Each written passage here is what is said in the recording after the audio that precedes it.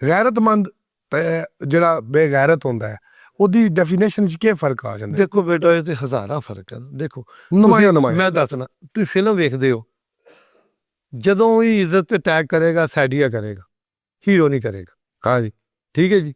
ਉਦੋਂ ਹੀ ਗੱਲ, ਇਹ ਫਿਲਮ ਇੱਕ ਦੁਨੀਆ ਦੀ ਕਹਾਣੀ ਹੈ ਨਾ। ਠੀਕ ਹੈ।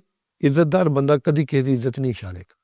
ਖਾਚੇ ਜਦੋਂ ਅਟੈਕ ਕਰੇਗਾ ਉਹਦੀ ਇੱਜ਼ਤ ਕਰੇਗਾ। ਜੱਚਾ ਜਿਹੜਾ ਇੱਜ਼ਤ ਅਟੈਕ ਕਰੇ, ਹੁਣ ਮੌਲਾ ਅਲੀ ਸਰਕਾਰ ਨੇ ਫਰਮਾਇਆ ਦੋਵੇਂ ਬੰਦੇ ਨੂੰ ਮਾਫੀ ਨਾ ਦੋ, ਜਿਹੜਾ ਤੁਹਾਡੇ ਰਿਜ਼ਕ ਤੇ ਅਟੈਕ ਕਰਦਾ ਜਾਂ ਤੁਹਾਡੀ ਇੱਜ਼ਤ ਤੇ ਕਰਦਾ, ਪੂਰਾ ਫੇਰਾ ਆਉਣਾ ਚਾਹੀਦਾ ਪੂਰਾ। ਤੇ ਦੂਈ ਬਾਤ ਨਾਲ ਮੇਰੇ ਅੱਲਾ ਨੇ ਵੀ ਫਰਮਾਇਆ ਜੇ ਤੁਹਾਨੂੰ ਕੋਈ ਬਿਲਾ ਵਜ੍ਹਾ ਪਰੇਸ਼ਾਨ ਕਰਦਾ, ਤੁਸੀਂ ਮੇਰੀ ਜ਼ਾਤ ਲਈ ਖਾਮੋਸ਼ ਹੋ ਗਏ ਹੋ, ਮੈਂ ਰੱਬ ਤੇ ਨਾਲ ਵਾਅਦਾ ਕਰਨ ਉਹਨੂੰ ਮੈਂ ਉੱਥੋਂ ਤੋੜਾਂਗਾ ਜਿੱਥੇ ਉਹ ਸੋਚ ਨਹੀਂ ਸਕਦਾ। ਅੱਛਾ, ਮੌਲਾ ਅਲੀ ਨੇ ਫਰਮਾਇਆ ਕਿ ਇਹਨੂੰ ਬੇਇੱਜ਼ਤ ਕਰਕੇ ਆਪ ਬੇਇੱਜ਼ਤ ਹੋਣ ਲਈ ਤਿਆਰ ਹੋ ਜਾਓ, ਕਿ ਇਹਨੂੰ ਧੋਖਾ ਦੇ ਕੇ ਆਪ ਧੋਖਾ ਖਾਣ ਲਈ ਤਿਆਰ ਹੋ ਜਾਓ। ਠੀਕ ਹੈ ਬੇਟਾ, ਅੱਲਾ ਨੇ ਫਰਮਾਇਆ ਤੂੰ ਸਬਰ ਕਰ ਲਾ, ਮੈਂ ਬੈਠਾ ਨਾ। ਔਰ ਉਹ ਬੰਦੇ ਨੂੰ ਉੱਥੋਂ ਤੋੜਦਾ ਹੈ।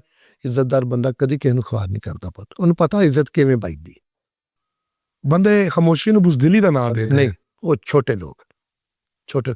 ਮੈਂ ਉਦੋਂ ਵੀ ਗੱਲ ਕੀਤੀ ਸੀ, ਕੁਝ ਫੈਸਲੇ ਆਪਣੇ ਖਾਨਦਾਨ ਨੂੰ ਬਚਾਉਣ ਵਾਸਤੇ ਛੱਡਣੇ ਪਏ, ਚੱਲਣੇ ਪੈਂਦੇ। ਉਹ ਜਿੱਤ ਕੇ ਵੀ ਹਾਰਨਾ ਪੈਂਦਾ। ਜਿੱਤ ਕੇ ਹਾਰ ਜਾਣਾ ਵੀ ਮਰਦਾਂ ਦੀ ਸ਼ਾਨ ਹੈ। ਜਿੱਤਨ ਸਭ ਜੱਗ ਆਖੇ ਤੂੰ ਬਾਜ਼ੀ ਹਾਰ ਫਕੀਰਾ, ਜਿੱਤਨ ਦਾ ਮੁੱਲ ਇੱਕ ਨਾ ਰਾਈ ਤੇ ਹਾਰਨ ਦਾ ਮੁੱਲ ਹੀਰਾ।